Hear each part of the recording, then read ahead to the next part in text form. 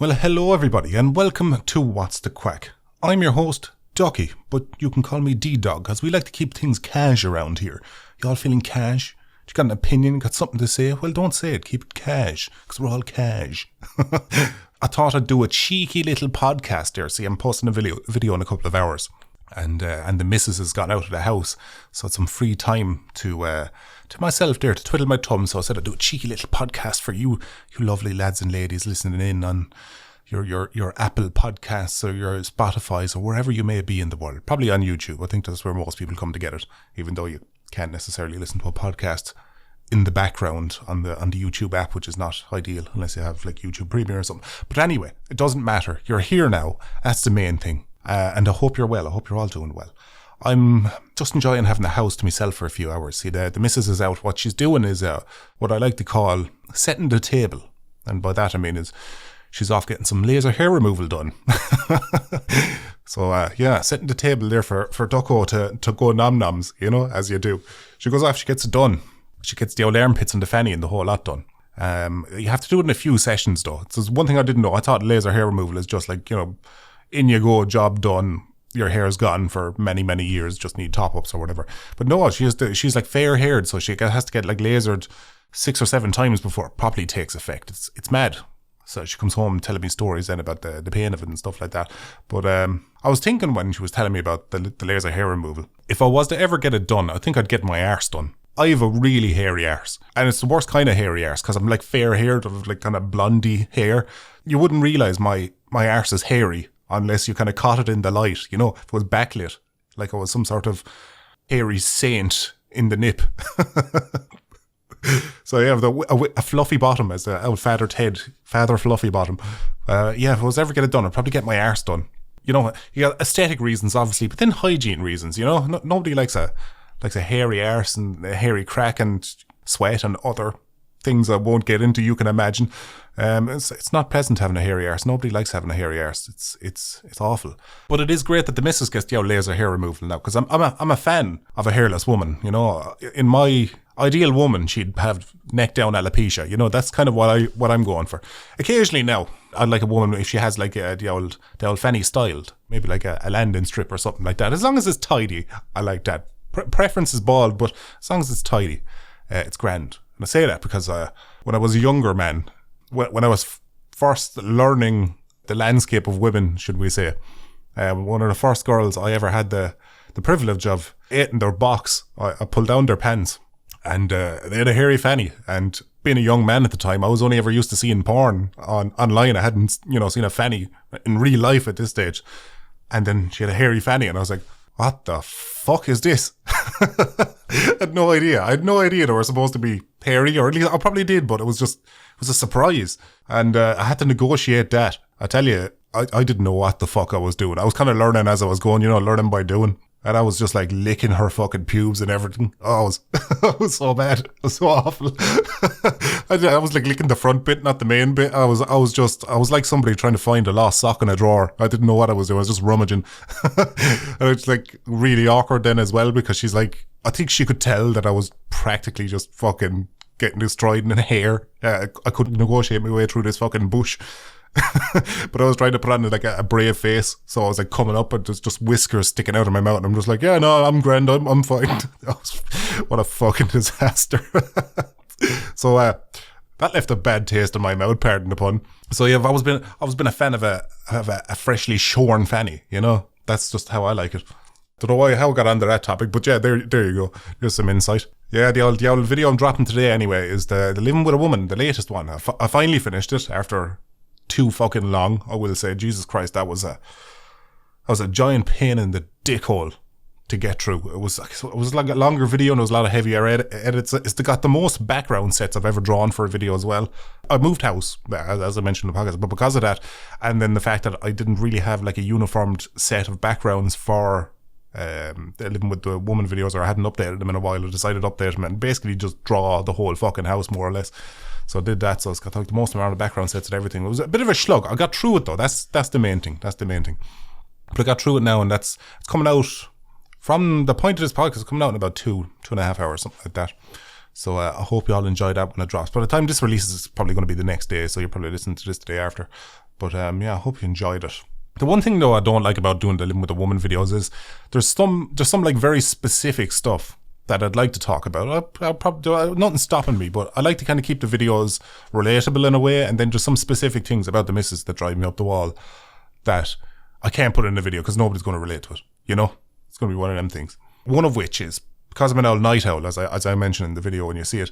I'm always going to bed at like 2, 3, 4 in the morning. Typically, I'm at the point of just falling unconscious. I don't go to bed unless I'm actually tired. I don't know how people go to bed when they're not tired and they can just lie down and go to sleep. I can't. I'm just fucking wired. You know, I'm just like, I can't fall asleep unless I'm actually fit to pass out in the chair, more or less.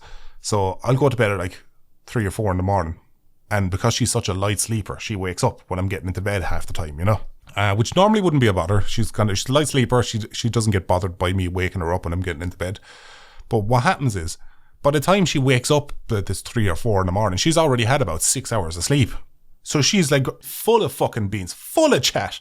And she's looking at a very, very, very tired Ducky sitting at the side of the bed, barely been able to see through squinted eyes of tiredness. And she starts fucking talking to me. Like we're just meeting in the kitchen when we're making tea in the middle of the day. And I'm just in the bed just going to go, oh, please shut the fuck up so I can go to sleep. Jesus Christ. She's just fucking full of energy, ready to sit like most women now, you know, just fucking wanting to talk the head off you, and you're just like, oh, I just want to go to fucking sleep, leave me be, love, for fuck's sake. So that's one thing. That's one thing that, like, you know, drives me mad. I don't know how I got onto this topic, but we're just going to roll with it. Another thing that drives me mad, when she's talking, just during the day, not even at night, but when she's talking, this poor girl doesn't understand social cues. You know, there'll be some days there I'll be busy or be working on a video, or fuck it, I'm not even busy, I'm just doing something I'd rather be doing instead of talking. And she started talking to me about like some work story or some thing about her friends and all that, and she goes on this big long 45 to 2 hour long tangent about this story and that story and whatever else, which is normally not a problem anyway. You know, this is kind of part and parcel to being with a woman. Like, you know, they're chatty old creatures. But the thing is when I'm clearly not interested in what she has to say, whatever it is, like whatever story it is, like I'm just kind of like, you know, I'm trying to be polite, but I want out of the conversation. So I do that in the same way that everybody does it. You just kind of go, as they're talking, just go, yeah, sure. That's crazy. And I contribute nothing to the conversation. Like, you know, giving off those little, what I'd call social cues to let her know that I'm not interested in this conversation. Can you please stop? I don't want to actually, I have to outright tell you to shut the fuck up because that's rude. You know, I'm going to say she doesn't pick up on it. It's either that or she's just choosing to ignore the fact that I'm completely disinterested in what she has to say.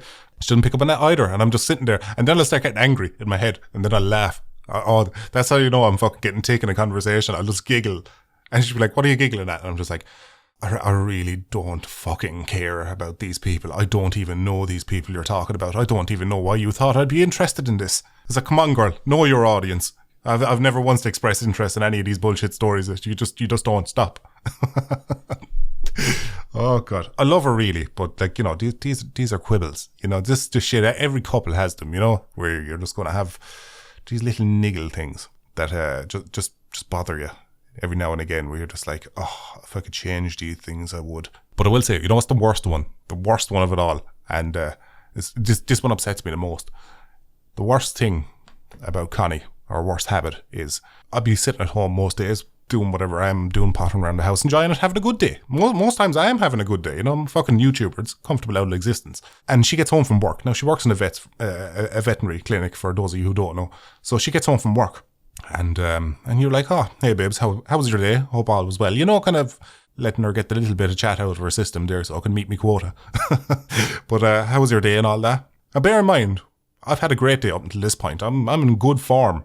And she turns around to me and she says, oh yeah, well, it was a bit of a shit day because somebody found a load of kittens thrown in a ditch. They were abandoned by somebody, so we had to take him in and you know, get him rehomed and stuff. And I'm like, oh shit, that's horrible. Well, look, at least you rescued him and you can put him into new homes. And then she'll be like, no, we couldn't rehome him. Maggots ate half their face and then they died of gout. And I'm just like, Jesus fucking Christ, girl, keep it light. Fucking, like, what a way to destroy your mood in a day. Especially me, I like animals. And she just comes in with these horrific horror stories that just completely upset me for fucking hours on end after that. Like, and I know she's got to go through it too, but, fuck's sake. It's like every other day she comes home with a miserable fucking story and it just bums me out for the evening. There was a story she told me there, it was yesterday, maybe the day before. And it was this dog that they had taken in and they suspected it had eaten poison or something, but they were never sure. But it was doing like a swimming motion with its paws, even though it wasn't in water.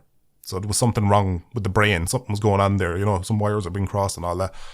And so they did the usual exams and all that, and whatever they could, and they couldn't figure out what was wrong with the dog.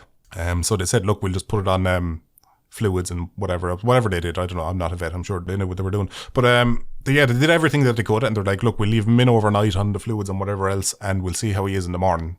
And they came in the next day, and he'd stopped doing the paddling thing. He seemed to be good, seemed to be in good form, and they're like, oh, that's grand. It looks like it's going to get better. So we can probably ring the owners now and let them know that the dog is on the mend. But then a couple of hours later, it took off doing the paddling thing again.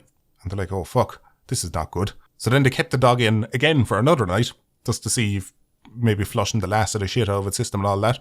That's grand. Came in the following morning, dog had died. How depressing is that?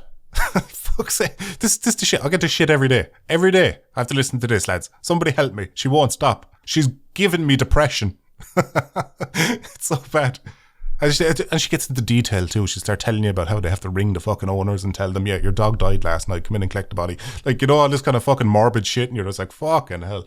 But yeah, so there you go. There's my Connie rant done. I don't often rant about her, to be fair. I'd see some people who do podcasts and stuff like that, and they'll bitch about their missus for an extended period of time over many number of podcasts and whatnot. I'm not like that. I enjoy the company of my missus. She's great crack. But yeah, she certainly has her faults. You'd think she'd just take a leaf out of my book and not have any faults whatsoever and just be the perfect partner. But one can dream. So what else has been going on in the world? What did I miss out on? So the last podcast I was talking about the Amber Heard trial. I was watching the last day of it. And since then, it's come out. And yeah, sure enough, the jury, which I think they got the verdict bang on, was dead right, came out and said that, yeah, there's no proper evidence that Amber Heard has been abused.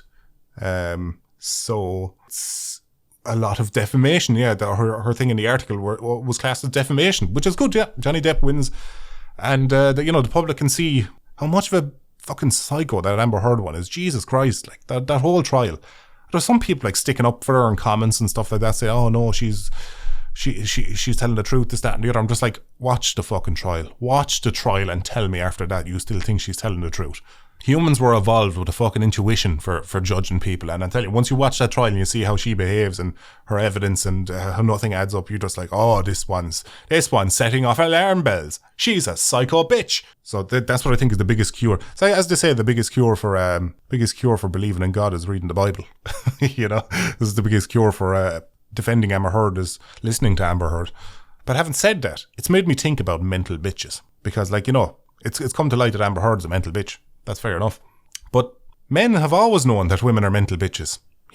We've had to put up with them for so long. This is going to be a very anti-women podcast now that I think about it. Really hitting this one. But you know what? Fuck it, I'm rolling with it. You can't tell me what to do. This is my house. You can complain all you want. There's the door. Fuck off if you don't want to hear it. But anyway, it made me thinking about mental bitches, and it reminded me of a story. It was my brother. He was meeting this girl, dating this girl, whatever you want to call it. It was for about 2 months. And she was obsessed with him, like, oppressively so. And she was just like, texting him non-stop, always trying to talk to him, questioning him everywhere he went and what he was doing and all that. And bear in mind, they're only together 2 fucking months, like. This is some married 20 years, something's, there's treachery afoot kind of behaviour, not we're together 2 months kind of fucking behaviour, And as you'd imagine, he got pretty fucking annoyed by this. So we're in the car there one day, we're doing laps in the town, man, with the boys back in the day. We're doing laps at the town in the car there, and he just turned around and he's like, oh no, I'm fucking breaking up with her now, I'm sick of this shit, like. So he texted her, because he's a class act, my brother. He texted her and he's like, yeah, I want to break up with you. And she fucking lost it. Like, she was like frantically trying to ring him and text him and everything like that. She was having none of it. Like, she took it as if it was an option, not a statement, and she was like fighting it, that kind of way. But my brother was having none of it, like, It was a bit of a scope back in the day, so it was funny out, but eventually he answered the phone to her and he put it on loudspeaker, and she goes, if you break up with me, I'm going to kill myself. And no word of a lie, he replied, then do it, and hung up the phone. The fucking never text her back. Absolutely called her fucking bluff on it. They were like fucking 16, 17, but I just fucking love that reply. And fucking do it, and just hung up, no fucks given. You could tell by the look on his face that he knew full well she was just lying for attention, you know, that kind of way. And she never did, for the record. She was just a fucking psycho. They only together 2 months, and she was like checking up on him the whole time. Like, I don't know, they can get a bit, some women can get a bit antsy like that. It's so strange. I mean, there was a little bit of that with my ex. I remember I got to a stage with my ex before, because it was this thing when we were going out, anytime I was going out with the boys, it was always like, and who you're going to go out with and where you're going. And, you know, she'd never admit she was paranoid, but she behaved very paranoid, if that makes sense. It's like she wasn't willing to admit it, but she certainly wasn't able to hide it. You know, that kind of way. So it was a lot of questions. I'm not paranoid. And then immediately asked me 10 fucking questions completely fueled by paranoia. You know, just kind of bollocks. And eventually got to the stage where I did, in fact, start lying to her. Because what I'd do is I'd just head out with the boys and just tell her I'm not out with the boys, just because... Not that I wasn't getting up to any no good or getting up to no good or anything. It was just that I didn't want to have to be fucking texting her all night to reassure her that I'm not fucking off with some other young one or something like that. Like, you know, I told her about this like about a year or so after, and she fucking flipped out. It came up in conversation. I think she was out, and myself and the boys were reminiscing of a night out, and she was there, and she was like, I don't remember you going out that night with the boys. And I was just like, look, I won't lie to you now. I lied to you back then. I went out with the boys of a Wednesday night there. They called around. They were looking for a drink. Why didn't you tell me this? And I was like, because I didn't want to be fucking texting you for the night, be pulling out the phone every 5 minutes going, yeah, I'm fine. I haven't fucked anyone else. I'm not dead or anything. Now fuck off and go to sleep and leave me enjoy my pint with the boys. I didn't want to be have to doing that all fucking night. So I just told you I was going to bed, and then I went out with the boys. Just that kind of shit in relationships I despise. That fucking paranoia. Just, it's pure and utter cancer for a relationship. Like, if somebody is going to cheat on you, they're going to cheat on you, whether or not you know where they are, what they're doing at any given time. They're going to do it. If that's their intentions, they will do it, and they will accomplish it. And you know what? You may or may not even find out about it. But you texting them frantically, non-stop, and checking up on them every 5 minutes isn't going to slow down or even stop that one fucking morsel. It's going to happen regardless. So why fucking rack your brain worrying about that shit when you have no power to control it? It just seems like you're inviting negativity into a relationship where it just doesn't belong. Talk about speak of the devil, huh? Just when I'm talking about relationships, the missus rang me. Not that she'll know because I cut it out of the podcast or whatever, but no, she's after giving me some news. I'll tell you this. I had Max in, my old dog, my old pit bull. I had him into the vets the other day because a lump had came up on his nipple, like under it. There was this weird kind of lump that was there, and one of his testicles had gotten bigger. The missus had discovered. And like the way she grew up, this dog, she's pure, you know, vet mentality. But she was just like, she occasionally feels his balls, because like early days when we first got together and stuff like that, she was like, you need to get him neutered, it lowers testicular cancer and all that kind of stuff. And I'm just like, I'm not taking away the dog's balls for no good reason. I'm not going to take away his balls out of fear he might get testicular cancer. I'll react. I won't try to preempt this kind of shit, because I could be taking him away for nothing. I could be taking him away, take the poor dog's balls for no good reason at all, like, you know. And as a man, I'm rather attached to my balls, so, you know, there's a little bit of that involved in it as well.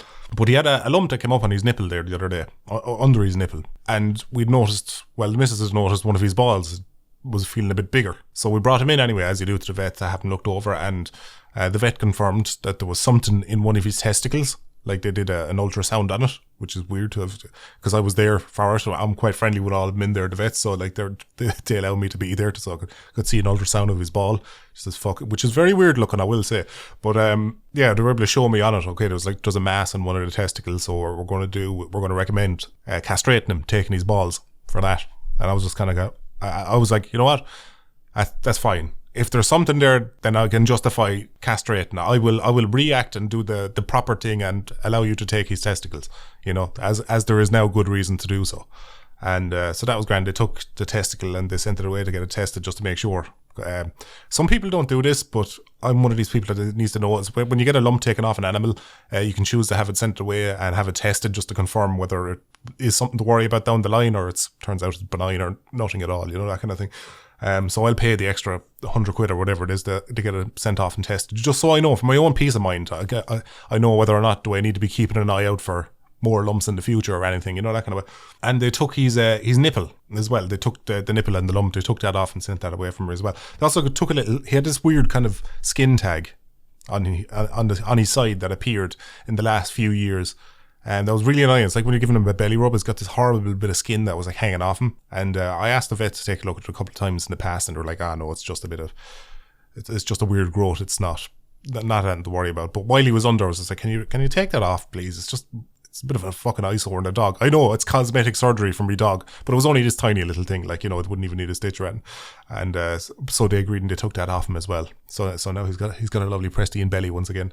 So yeah, they sent them off, and it was just the missus was just ringing me there because they got the results back. So the testicle was benign. It was a benign lump. It was like, a dormant or whatever, inactive tumor or whatever, benign tumor or whatever. So we took his balls for nothing. No balls left, Max. No balls left for nothing. But I would have done it anyway. It's better safe than sorry, and he's got all the testosterone that he's ever needed now because he's nearly fucking 10. But the nipple has come back. It was a carcinoma, a low-grade carcinoma. Now, Max already has lymphoma. So this is Max's second cancer, which is really fucking annoying because my last dog, Snoop, which some of you might know passed away there about a year or so ago, died of cancer. And not only that, it was the second type of cancer that she had, because she had it was a type of skin cancer, and she had, I think it was 3 cancers, because she had tags on her skin, like black marks on her skin, a type of cancer. She had cancer on the inside of her, and a cancer of the spleen. Now, we got the spleen out of her. I think all said and done, it was 3 cancers. It was cancer that got her in the end. There was cancer on her pelvis. She couldn't walk anymore. Like, the back legs had just gone, and she was just miserable, and she was already kind of old and sore and arthritic and everything else, and it was just, she had to be put to sleep at that stage because she was suffering. So that's it. I'm 2 for 2 on fucking cancerous dogs. Jesus Christ, I know how to fucking pick them, don't I? Fucking hell. Like, cancer, I know it's a common thing to die from, but is it so common that I could have 2 dogs with 5 cancers? That's got to be a fucking record, surely. Jesus Christ. I'm laughing now because I'm only laughing because it's just frustrating me. Because now I'm just like, fuck's it. It's you only have a time limit now. I'd rather have a dog and have them die of old age or natural causes, stuff like that. When you have cancer involved, it's just like a time limit. You're just like, what'll get them first, old age or the cancer? And if it's the cancer, then you just get angry at that. And I don't know, I just don't like seeing the hourglass tick down. I don't like seeing the sand go through the hourglass above their head, and you're just like, fuck it. Now every lump he gets is going to be like, what the fuck is this? What's that? Is it just a scab because he was scratching himself, or is it something nefarious? So yeah, that's a pain in the fucking arse. See what I mean? It's always something horrible when she talks to me, isn't it? Oh, fuck's sake. Oh, if I didn't laugh, I'd cry.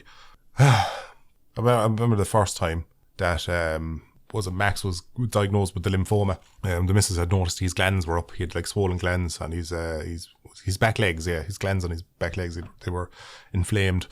And we had him tested. I think it was a blood test or something like that, and it was a lymphoma. Thankfully, it's a slow lymphoma. There was 2 types. I think it was like an A grade and a B grade, and he was like the B grade, which is apparently a very slow one. Apparently, they get 4 or 5 years before it really starts becoming a problem.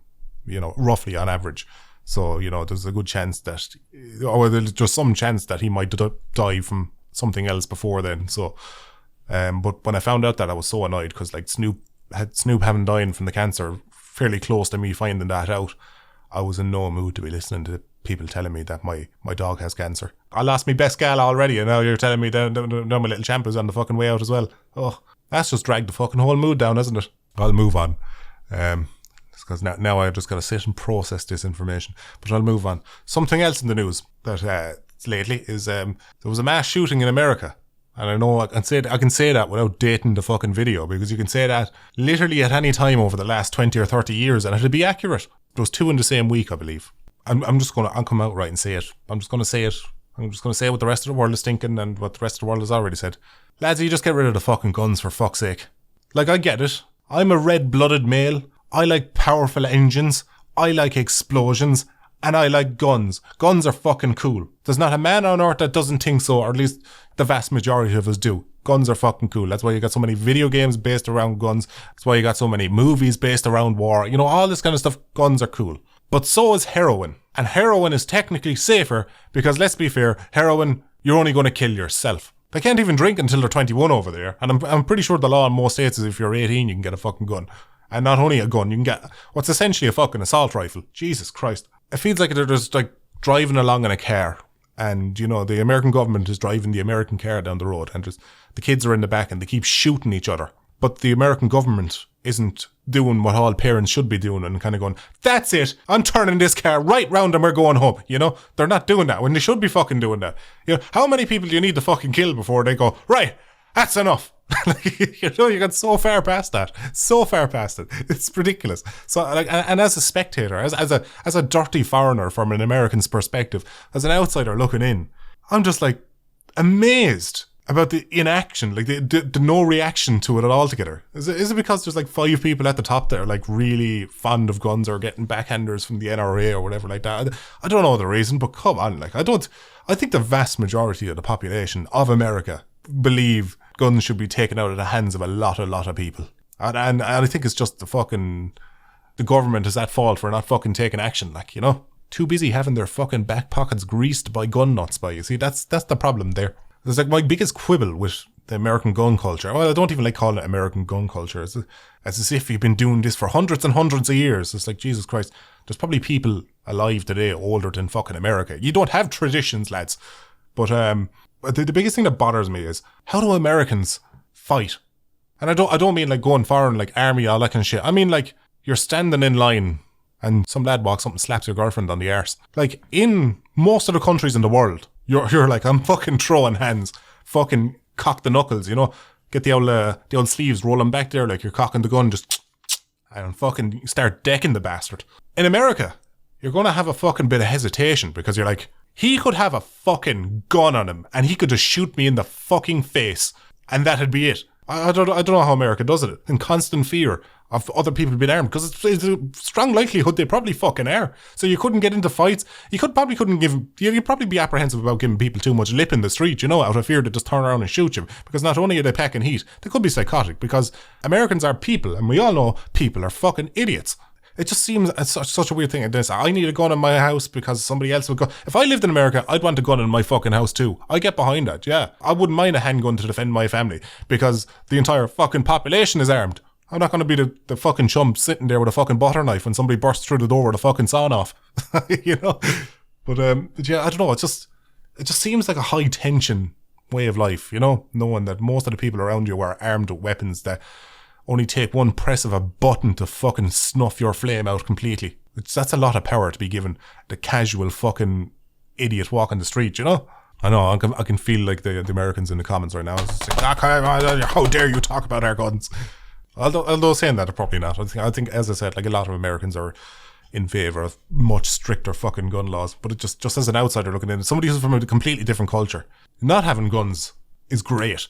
Just for those reasons, you can fight people. You don't have to worry about being shot. You can get into arguments. You can send your kids to school. The worst thing they'll get is bullied.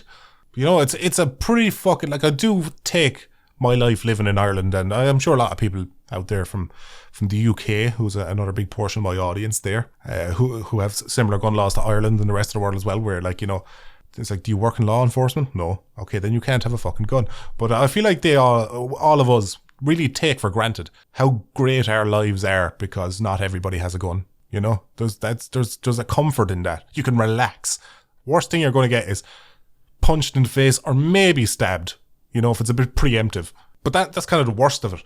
But like, fucking Americans just got to live in fear every fucking day. And if they don't, they fucking should. As I said, I'd feel much safer if everybody around me was legally allowed to take heroin.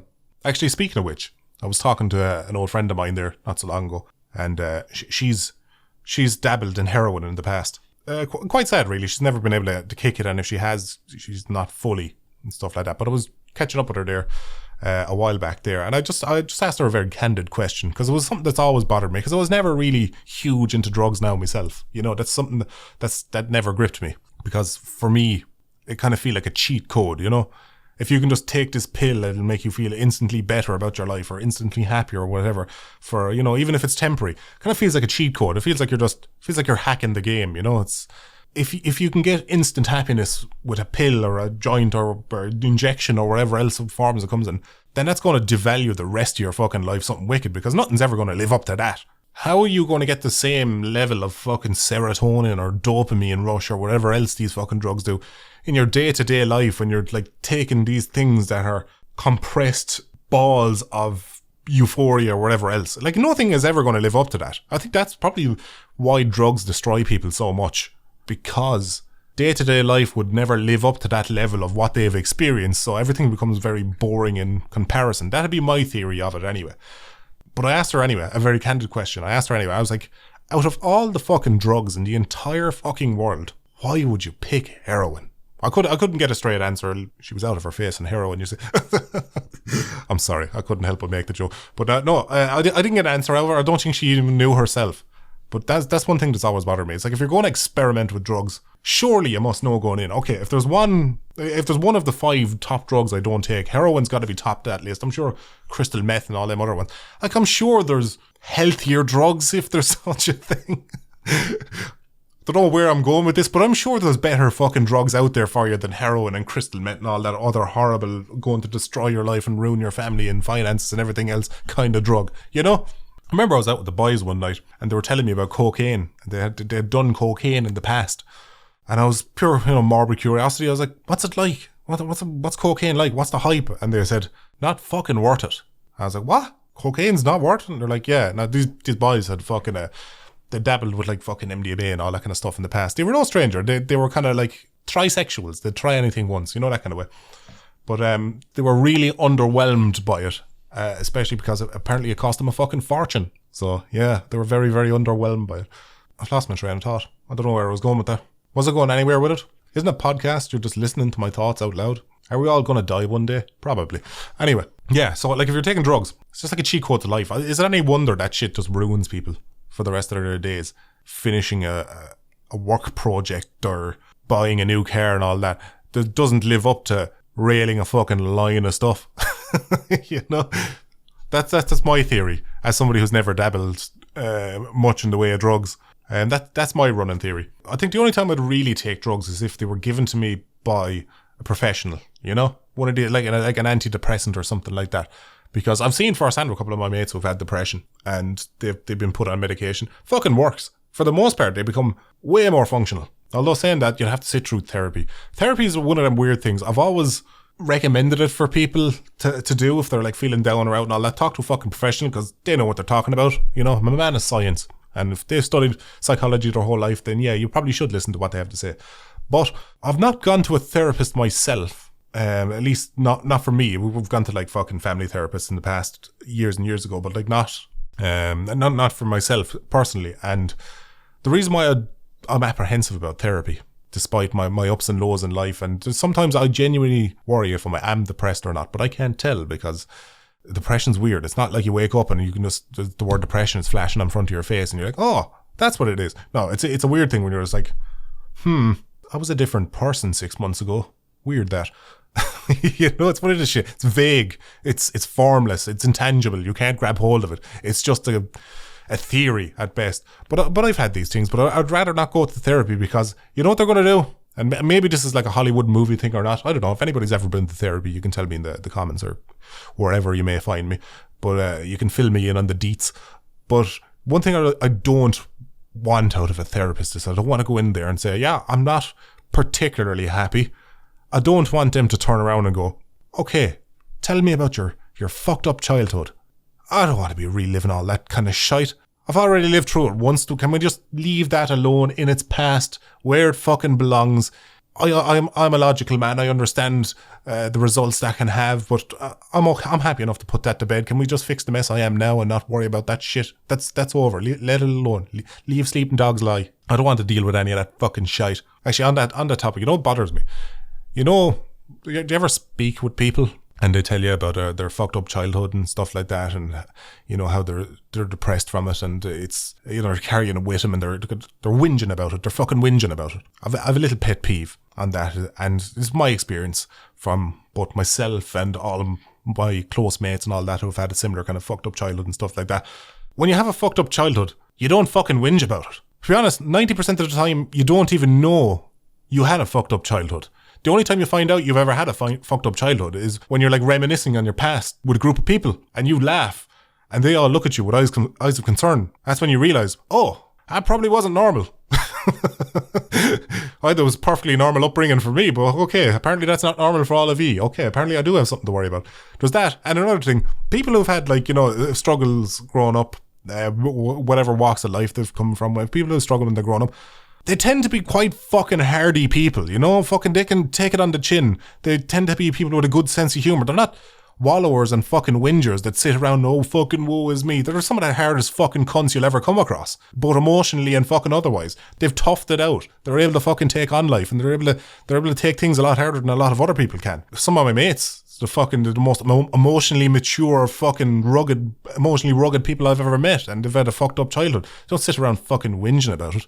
Now, you know, they've become harder people for it. So that's my quibble when people are talking about, you know, when you get talking to people and they just unload their fucking life on top of you about their childhood, and you're like, if that really was a fucked up childhood, you wouldn't be bothered by it. You'd be such a fucking trooper of a person right now. You wouldn't be sitting there whinging about it all day long, fucking looking for sympathy votes here. You'd be moving on. You'd be progressing your life in whatever kind of way. You'd be more fucking functional than you are now. I know there's exceptions to the rules, and there is some people that have had like really, really fucked up childhoods that I can't account for. I can just go on my experience, my mate's experience, but yeah, it's just my summary. People who've had a fucked up childhood just tend to be fucking much harder and hardier fucking people.